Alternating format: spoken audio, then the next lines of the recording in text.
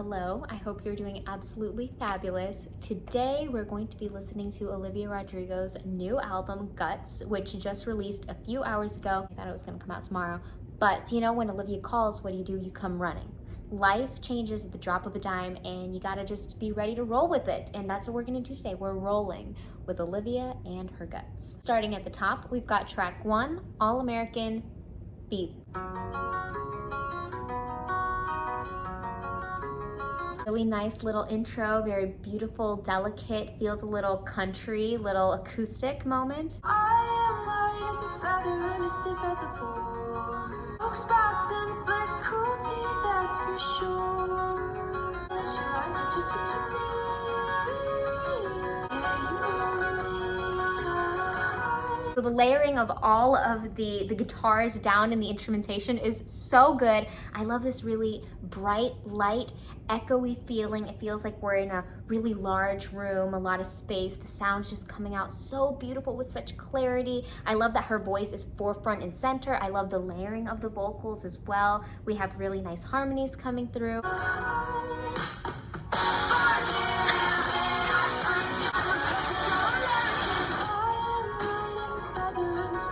Okay, so these transitions are killing me. We went from that really soft, beautiful, fluttery cottagecore place to just bam, this punk rock zone where Olivia thrives. I love a good punk rock Olivia moment, just remarkable. And then she switched back into the part A section, that more light acoustic nature, so easily.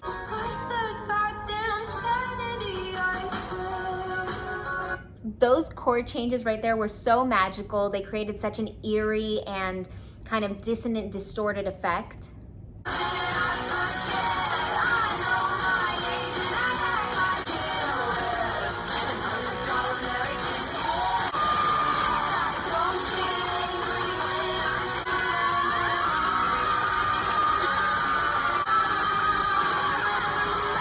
Wait. Okay, so we have to talk about how she just flipped from giving us this like really heavy metallic screamo moment. She was just going crazy, and now she's gonna go into the softest part of her voice. I mean, the vocal control going on in this track 1. Crazy. All the time, I'm sexy and I'm pretty when I cry. Okay, a little ominous ending there with a little knock on the door. Kind of reminds me of that Britney album where there was all those little things that happened in between every track. When she went back to that more acoustic side of herself, of this song, there was some rock that stuck around this time that wasn't there before. Like the percussion, the drum was a little more punky. She did a great job melding the two worlds. At track 2, we have Bad Idea, right? Which we've already listened to together. You're all alone and I'm sensing some undertones. I'm right here. My brain goes oh.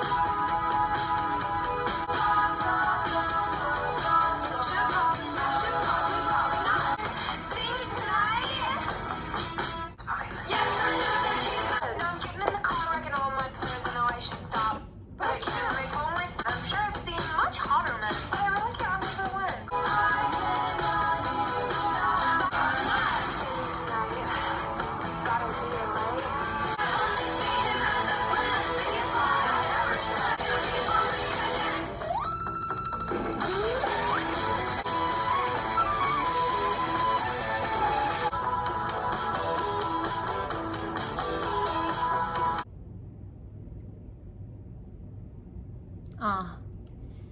I was holding out to the end to see if there was going to be another little something in there for us. I caught that at the beginning, before the song plays, you can hear a squeak of the door opening and her saying hi, like her getting let into a house. It was a continuation of the end of the last track where she's knocking on the door, so the door finally opens for her. I've always been really hooked on the bass of this song. I think it's so magnetic. Up next, we have the very first star that emerged from this album, Vampire.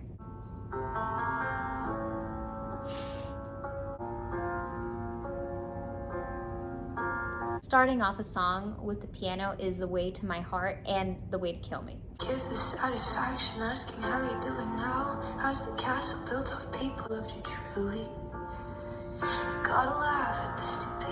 Something I just can't get over with this song is how good these parallels go in the verses, how she does a really good job at stringing us along, just the way that the words are building and this intensity behind them, the way she's singing them, it's like slam poetry reading kind of, and then the chords mimic her going up.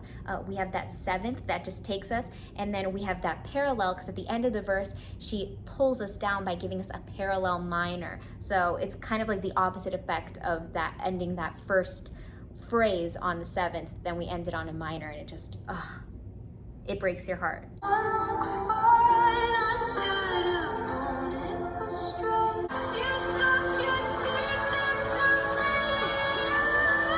Bleeding me dry like a goddamn vampire. Called him crazy, God, I hate the way I called him crazy. You're so good. I feel like that's such a staple of Olivia to have that pulsing beat as a percussive element. Fucked up and surreal, can't figure out just how you do it, and God knows I never will.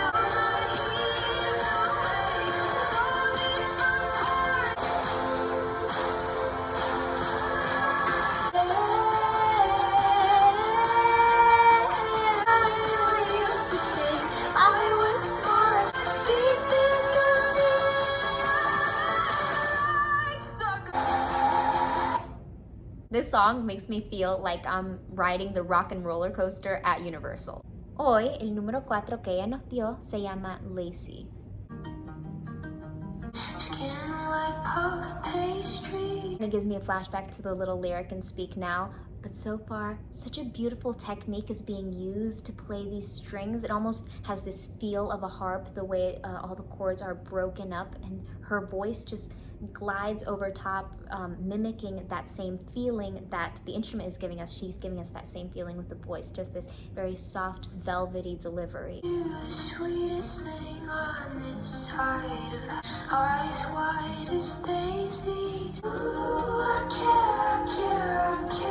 It takes over my life. I see you everywhere. Yet again, we have another representation of how Olivia Rodrigo is so talented with conveying a feeling, both through vocals and the instrumentation and the motion of the music. Like the chords completely went minor, so everything went into this minor world. Her vocals became a lot more breathy, a lot more hazy, harder to tell, like as if she created her own filter over them. And then the layering of the vocals felt very ethereal, and just everything about that little transition was so perfect. I feel your compliments like bullets on skin. I'm reincarnated.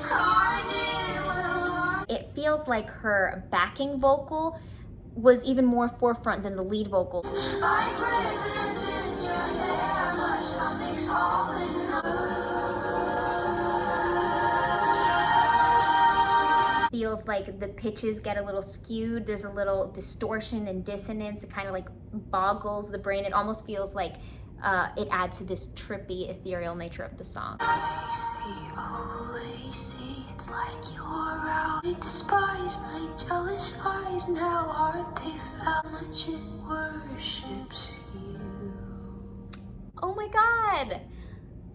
So the lyrics of this song are just so beautiful and so relatable, because I feel like we've all been there before, where there seems to be someone that's just better in some way, smarter, prettier, more talented, whatever it is that you're looking at, whatever your desire is. There's someone who is that next level, or in your opinion is that next level, and you don't hate them necessarily, but lately, you have some built up resentment towards them, and there might be some envy in there, but at the end of the day, you just hate yourself for how your eyes can see something in that person that you can't see in yourself. And the way she displays this in this song is so beautiful, and I didn't expect it to kick me in the gut at the end like it did. Another great thing that Olivia is doing so far on this album is building off of the themes that she had established in Sour. At number 5, we have Ballad of a Homeschool Girl, and as a fellow previously homeschooled girl, I'm preparing myself to just relate.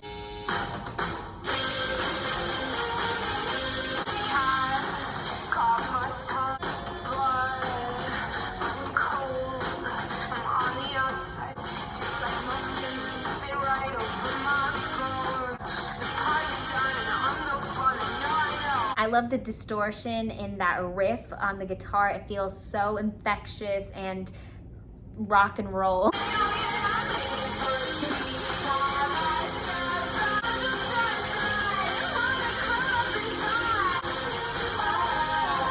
I love how she's bringing back to life that era of the birth of punk rock. Like, it doesn't feel like modern contemporary punk rock. And it's so cool. I love that distortion in her voice in the chorus, whereas in the verse, the distortion felt like it solely belonged to the instruments, specifically the guitars. Talked to the top guy, swore I was his type. Guess that he was making out with boys at the bar.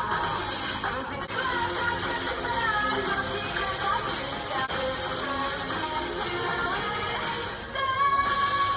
yeah, I can definitely relate to making it weird or making it worse or saying what you shouldn't have said, or, you know, getting all jumbled up in these social situations and not knowing how to perform as a human.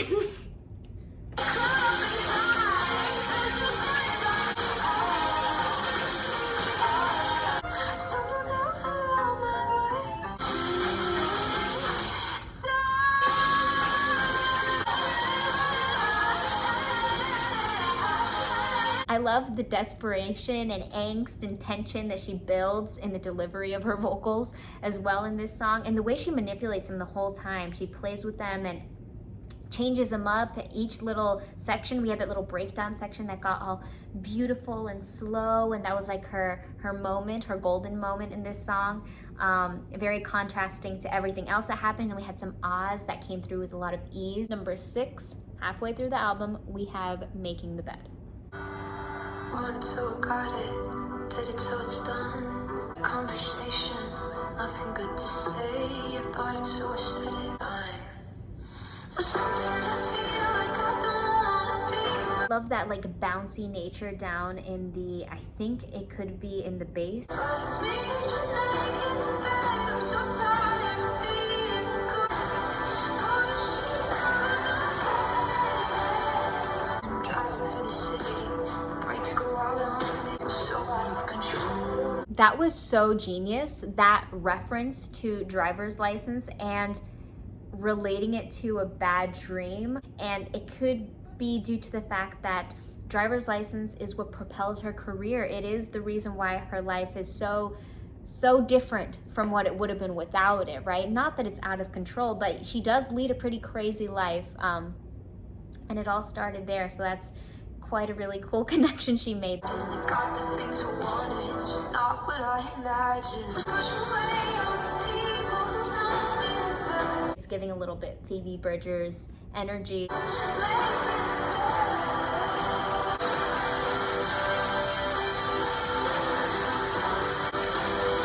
Sometimes I feel like I don't wanna be.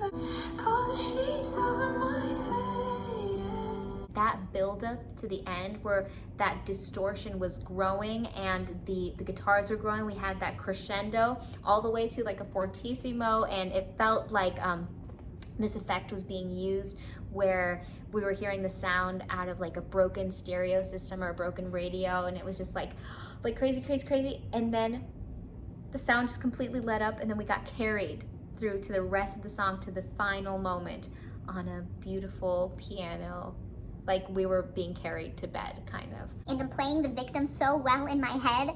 That's such a good lyric. I mean, all of them are so good. I don't want to sit here and nitpick every little one or say what my favorite is or whatever, but that's just, it's gonna stick with me for a while. At 7, we've got Logical.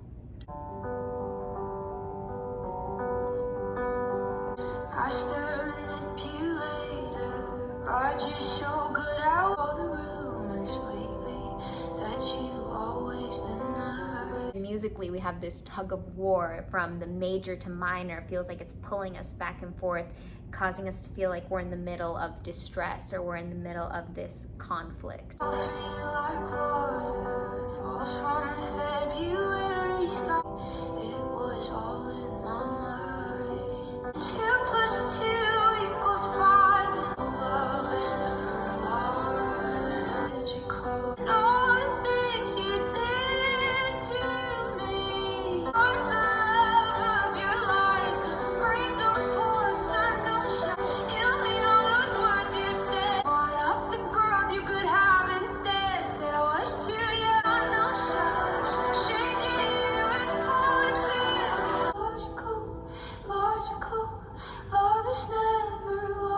know I'm half responsible, and that makes me feel horrible of it all. Sonically, it built off of what she started in Traitor, back in Sour, like a mix between that and One Step Forward and Three Steps Back. And then there are some parallels with the lyrics as well, like I'm the love of your life, and this tumultuous relationship that's just very difficult. And the fact that she accepts responsibility for her end of things, but even if you know that you're responsible, that only makes things worse. It's not like, oh, it's okay, I'm responsible for things, so it's all good. You know, it actually adds to the pain a little bit, because then there's guilt. I love when the instruments intensely increase with the speed, like we have this little accelerando going on, and that's when it feels like she gets this like ball rolling, or like the snowball that starts going downhill and getting bigger and bigger and bigger. Number 8, we have Get Him Back. There's an exclamation point, so she means serious business here. 1, 2, 3. I met a guy in the summer and I left him in the spring. And he had such weird friends, and he would take us out to parties and the night would never end. Said something wrong, he just brought me to France. So this is the first song that I feel has like this little groove to it. It's like a little bit groovy, a little bit funky.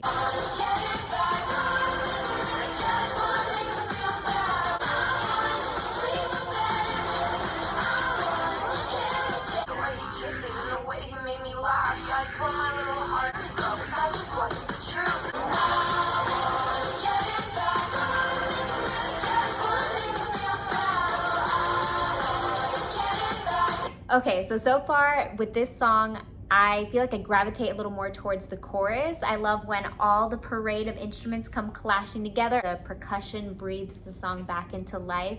So good in the chorus.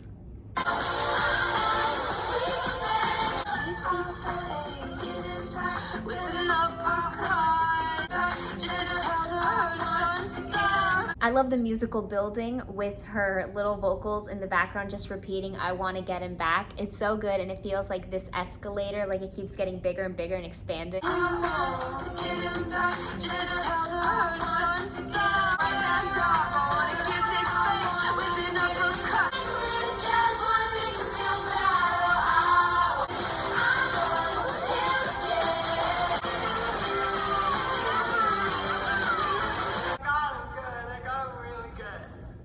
A question that I had with this song when I read it, I knew that, you know, it was serious because of the exclamation point, but Get Him Back, I felt like could be taken one of two ways, like to get back at him, like revenge, or get him back, like claim him again, like he's yours, you know, take him back. And I feel like this song never clarified it. It gave mixed signals. She does want him back, she misses him, but you know, she does talk about wanting to keep his car and, you know, wanting to shed a bad light on him to his mom, you know, and I guess those messy feelings are relatable. And I love that breakdown moment or bridge or whatever, when she kept that like cycle of repeating. It felt like we were in this like musical vortex with just her voice just surrounding us in different ways and overlapping on itself. It was this cyclone vortex, and then when it completely broke out, that was a magical moment. At number 9, we have Love is Embarrassing.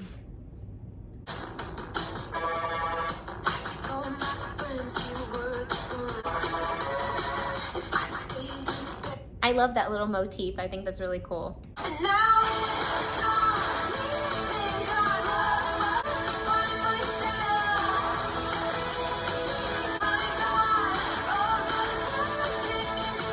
We have a little syncopation, so it's not straightforward on the beat like we normally see.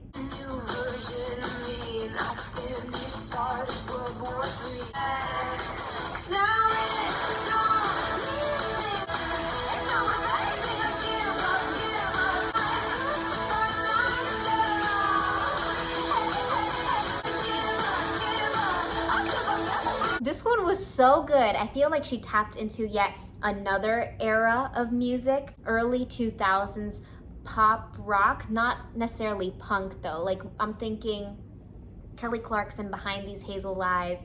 It gave that feeling, you know, that era of music, all those songs that were like in the top 10 around that time. This song, if it was released at that moment, it could have been right there next to Behind These Hazel Eyes. Number 10, The Grudge. Yikes.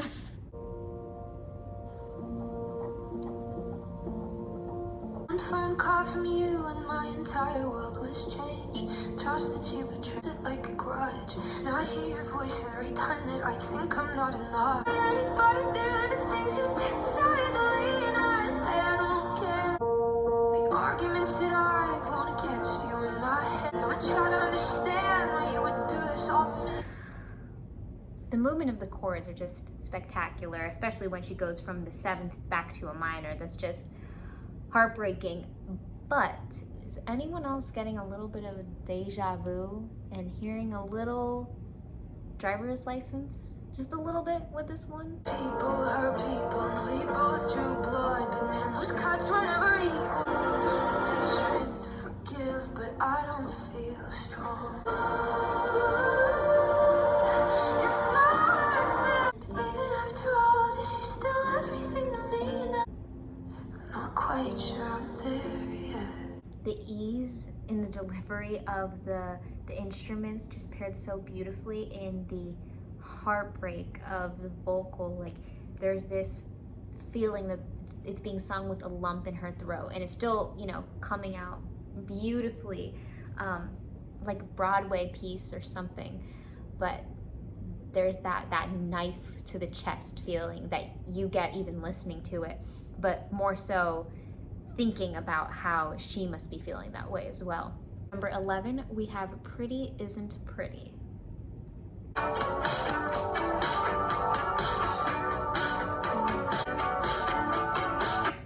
I love how there's like a Lizzie McGuire, Hilary Duff feeling in this song already without any vocals so far. I started to skip lunch, stopped eating cake, 'cause there's always something missing. Pretty isn't pretty enough. I could change my body and change my face. I could change it. So beautiful and devastatingly true. And first of all, the vocal melody was not at all what I was expecting based off of everything going on, the movement of the instruments. I thought, you know, I was expecting this like, Da, da, da, da, da, da, da, da. like it just had that vibe to it, and then she just kind of had incorporated this vocal that had a lot of rasp to it, that had a little bit of vocal fry. It has this drag on it that really conveys the message of the song. Like, the road to being beautiful is ugly. It's a lot of work, and it's a lot of sweat, and it's a lot of tears and sadness and feelings of self-loathing. I'm a big fan of the drums. The percussion in this song is so good. I feel like it's what sonically carries the instruments. I feel like that's the star right now.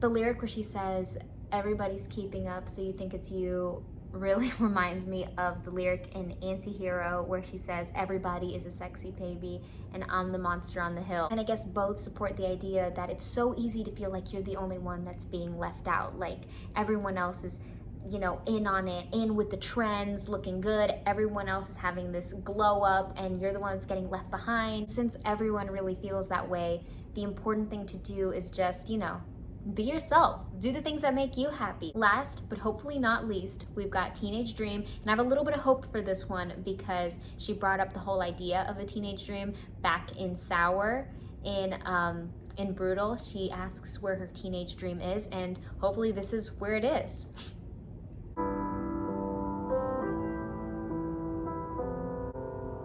When am I gonna stop being wise beyond my year, being great for my age, and just start being good? I'll blow out the candles, happy birthday. She brought back some similar movement that we saw back in Vampire. If ahead of you, you're only 19. Sorry that I couldn't always be your teenage dream. Everyone have every reason to call on my bluff.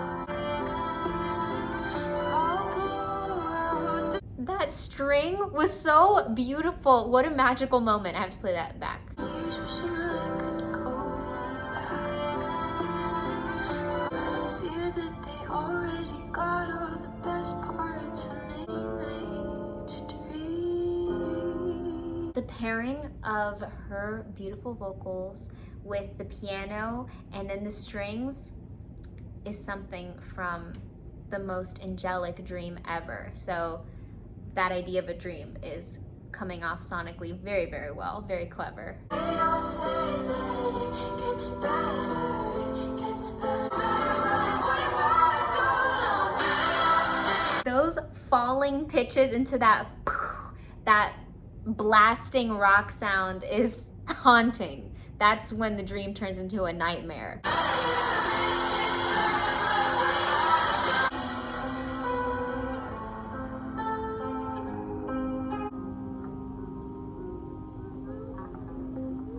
I don't know why or how, but for some reason I thought that I would come to the end of this and be able to provide a top 3 and reasons, and right now I just feel like my brain is like this big bowl of mashed potatoes that can't come to any sort of logical conclusion. This whole album came together so beautifully. I dare to say that for the moment, I think I prefer Guts to Sour. I don't know if that's gonna be the same tomorrow, in a year from now, yesterday. Guts is Sour revamped. It's like back and better, and it's like these ideas are more developed, both sonically. A lot of the sound from Sour she hasn't abandoned. It feels very similar. It's the same artist, but there's growth, there's development, and it's significant and amazing and impressive. But then also in terms of the themes and the lyrics, this discussion has been opened in the previous album, and she's just expanding on that and going further into it and getting a little bit more detail. Thank you so very much to each and every one of you for joining me and listening along to this incredible album. We love Olivia Rodrigo over here. I hope you guys do too. And to our super thanks superheroes, love you so very much. So very grateful. Thank you for allowing all this to happen. And here's a little thank you from the heart. Richard, Paul, Jerry, and Bob, Marissa, and Dano, Jeff, Dean, and Rob. Thank you.